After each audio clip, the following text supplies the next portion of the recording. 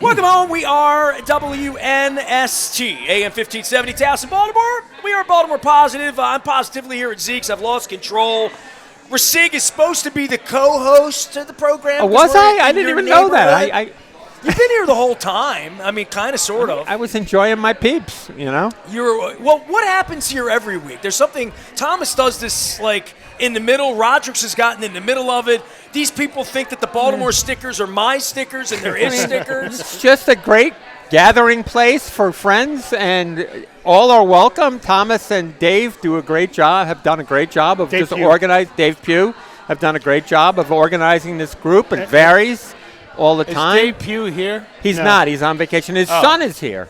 And actually, Bob Kleinschmidt. And Bob, his partner, is here. Well, Dan, you're wondering what the hell we're doing here. What happened was Ricig and I met each other 40 years ago, and I started doing radio 35 years ago, and he either listens or participates. So when I came to his neighborhood 4 years ago at Coco's, I said I need a co-host with a K.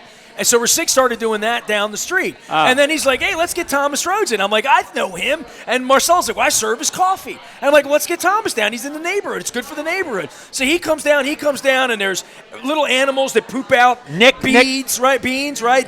You know about the bean pooping? Copia. Yeah, you know about that, right? No? Sumatra. In Sumatra? Yeah. There's Vietnamese versions, but they force feed it there, I think. Oh, really? Yeah. Oh. So a year ago, we all get together. We're like, let's do the show. And they're like, well, the show, this, that. Hey, Friday morning, come have coffee. We all get together. So I came by in my Earl Campbell jersey, and I met her and him and him. And the next thing I know, they have a Friday morning coffee thing. I'm saying, I should do the show here. So this was all inspired by – how long have you been doing the coffee thing, Tom? Oh, God. 30 years? Is it? It's in the longer 1990s. Longer, yeah, about 30 years. Yeah. Well, I mean, plus. you gave me a cup of dark roast decaf here, so Lord knows that I need that. You know who else is here regularly, and Dan knows him too, is Nick the Greek. Nick Seropoulos is a regular here. He's just watching grandkids today. When did the Friday thing start here? I mean, this is like a Fonzie. You guys made it. Both of you made it a big deal to me. You post pictures we just post for a big picture. This is every week. This is a little club, a neighborhood. We started before the pandemic. Myself, Dave Pugh, and Bob Kleinschmidt, and we would just meet every Thursday. And then the pandemic hit, and it sort of ruined everybody's schedule. So, born of friendship, born of just come on out. Well, I mean, Dave and Bob were customers of mine. That's how I met them. Okay. And just being the owner of the cafe, you want to sit around and grab Make yourself hands, available. Shake hands. And so we started, and then, once the pandemic started winding down, we were talking about it, and Thursday wasn't available. So they said Friday. I'm like, perfect. And we had this great table from the New York City Public Library that I got from my friend, and we just it's like a command center. It is. It's a little bit of that. So Dan, you walked in on this, man. I mean, this is a thing every Friday they do here. The socialist Ray Oldenburg would refer to this place as a great good place. A great good and not because the food's good or the coffee's good, but it is. Okay. But But when he would use that term to describe places that are not work, not home, where people gathered informally, and used to do it on a regular basis all the time. Corner bars, corner benches, where people would just hang out. What? Playing games chess, in the park, chess or something like that. And this guy's a socialist, and not a socialist, a sociologist, who said, there's not enough of that. And the age of the car, where people commute long distances, that you don't really casually go walk down the street and just meet your friends someplace, right? He wrote about it in a sort of mournful way that they were lacking that, and that teenagers, especially who grow up in isolated suburbs, don't have those connections, easy connections to make with people. You have to sort of like gather your friends and make an appointment to meet people. Yeah, that's what my radio show's about. I mean, it gets me together with all of you. It does. Yes, that's good. But in city life, the nice thing about city life is, you can actually do this fairly quickly, fairly easily. In some places, just walking down the street. I go to the Swallow at the Hollow because I can walk there. Also a great place. Yeah, I can just walk there. It's a good place to watch football. Yeah, and baseball. Snowstorm, you got a place, right? When it snows, that's yeah. It's a command center when it snows, right? Yeah. Literally. Here? Oh yeah, Oh definitely. yeah, I mean, yeah. I mean, everybody, Yeah. Every bar was like that in town, and this goes to Springsteen saying, cold beer at a reasonable price, place where you can gather, sit Yeah. all day. This gentleman's been here since I got here. He's working on his computer, having coffee. I mean, it's really it's a hub, right? Yeah. I mean, and that's Yeah. what a coffee shop's supposed to be, right? So this Yeah. group gathers 8 to 10 usually on Fridays, but there is one day that they call the Zeke-a-thon, which is an all-day. It's in November, right? Is that when the no, motorcycle it's show up? December Or or is that- so, no, that's where the- it's an all-day thing, where they go 8 to 5 at night or 6. Joe Joe has done the whole the thing, girl yeah. you talked to last When time. does he go to decaf? When does she go to decaf? Never. Never. Oh, fantastic. Right, Just checking it out. right. But they sit here from open to close.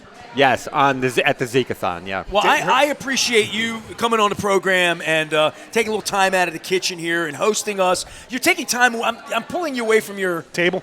thing. Like sort of, this is your Friday afternoon thing. So Morning. I'll get you back. But thanks for having us out, giving us great food, giving us great coffee. Do you want to tell them about the thing that poops the beans, or no? We don't want to tell. He that knows story about today. No, I know, but I thought it was. They a might bit not now. know about But it. it's What is it? Civet? So what's it called? It's a palm civet. Yeah, right. It's a palm civet. It's Yeah. a Didn't- monkey weasel Yeah. squirrel. You've done the. I We think used I to have wrote about it. Yeah, I we think used to I have wrote- we had tastings Yeah. See you, down dude. the street, and Yeah. They poop out. It's not coffee beans. It's it is. It is. I thought it was so also here's what happens. like the seed of something. well, coffee Ricig, is you love this part of the story, don't sorry. you? Yeah, Yeah. it's As great. we're having coffee is coffee. a seed. It's Okay, not a bean. Fantastic. Okay. Anything scatological. Here, we're going to Yeah. learn about coffee. So the palm civet's a nocturnal animal, You're right. so it's blind. So when it goes out to eat at night, it sniffs the ripest cherry and eats it out of each little Oh, cherries. That's what I thought. coffee it was. cherry. Yeah. Yeah. And then it all coffee's fermented.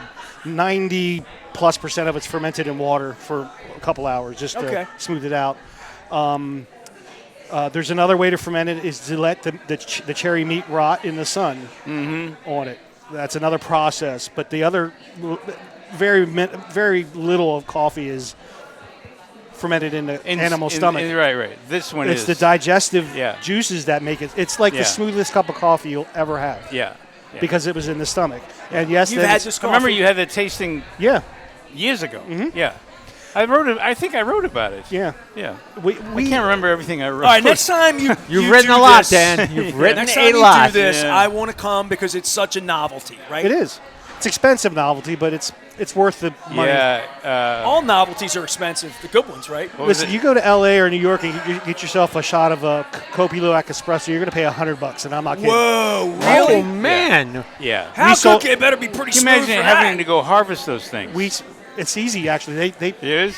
But you gotta be. You have to have people Yeah, to do I was that. gonna say, Well, who are the Oompa Loompas? oddly enough, the Oompa Loompas pick it up. They poop on a log. They just have this thing that. So it's very Animals. clear. It's very Yeah. easy to find. Yeah. And it looks like a payday.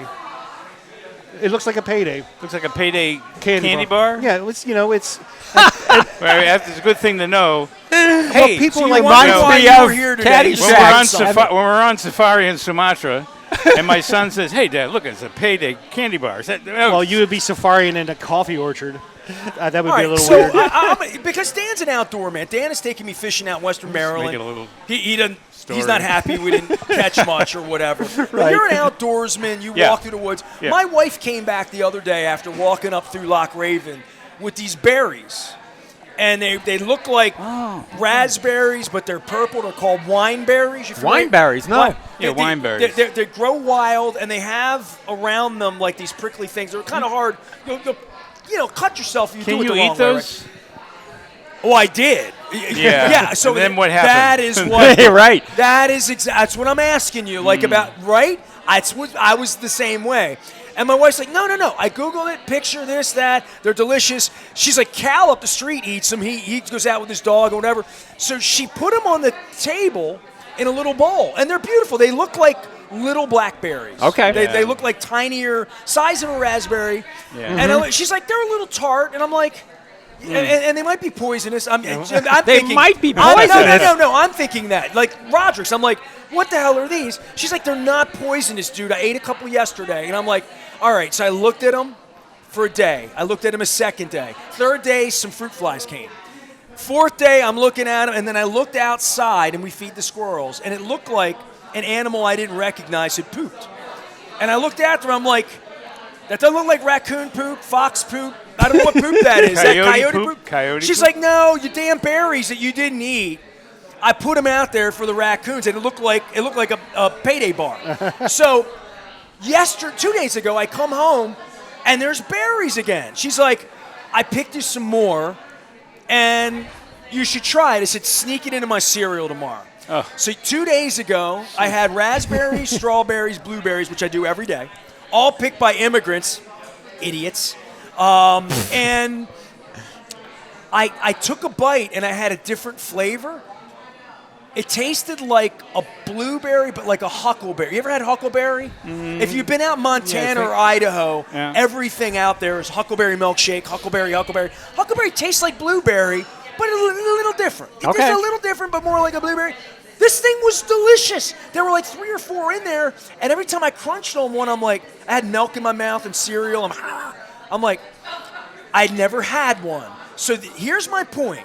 This thing pooping I the was bean. wondering when we get When around were to we that. going to get to that? This thing pooping the bean doesn't sound so good. Yeah. He's telling me it's $100 a cup. I'm Yeah. telling you, my wife walked through the woods finding, and I love berries, but the first thing I said about her berries is, that's going to kill me. That's going to be poisonous. And as it turns out, I finally had a wineberry 48 hours ago, and they are absolutely delicious. And you're still alive. She picked me more yesterday. And you're still alive. Well, what happens is it's like the monkeys or whatever they are eating the berries. Birds eat the ripe ones, so they're really hard to find in the wild because the birds will get to them first. So eat more wineberries when you're out in the woods. Okay? That's your lesson. I'm going to Dave, get Cal today, in here. Dave. He's not going to draw. His cartoons are black and white. I wouldn't know a wineberry from a blueberry if you didn't point it out. So we're going to let him go. We're going to. He's here. We're going to draw up democracy. We're going to Okay. draw up democracy in the next right. segment. Okay. Thanks, Thomas. Appreciate you, right, brother. brother. Thank you for everything, the No problem. hospitality, the love, the coffee. Ricig's here, Dan's here, I'm here. We're at Zeke's. It's all brought to you by the Maryland Lottery. The great cow, Kevin Colliger's coming in, and we're going to. I'm going to eat my biscuit, and we're going to talk about democracy and journalism and like important things. Stay with us.